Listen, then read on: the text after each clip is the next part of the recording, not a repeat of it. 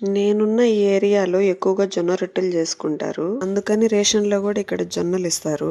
ఈ జొన్నలతో ఎప్పుడూ జొన్న రొట్టె చేసి బోర్ కొట్టినప్పుడు నేను జొన్న పిండితో పూరీలు గూడా చేస్తాను. ఇలా మురుకులు గూడా చేస్తాను. చాలా హెల్తీ అండ్ టేస్టీ గూడా. కానీ ఓన్లీ జొన్న పిండి వాడితే మాత్రం మెత్తగా వచ్చేస్తాయి. ఇందులోకి శనగపిండి, బియ్యపిండి కంపల్సరీ యూజ్ చేయాలి. చాలా మంది నేను ఇవన్నీ ఎలా చేయగలుగుతున్నానని ఆశ్చర్యపోతూ ఉంటారు. మా హస్బెండ్ సపోర్ట్ లేకుండా నేను ఏది కూడా చేయలేను. ప్రతి విషయంలో ఆయన మీద డిపెండ్ అయి ఉంటాను. మా ఆయన చూడ్డానికి చాలా రఫ్ గా కనిపిస్తాడు. కానీ మా ఆయన సాఫ్ట్ అని నాకు తప్ప చాలా మందికి తెలియదు.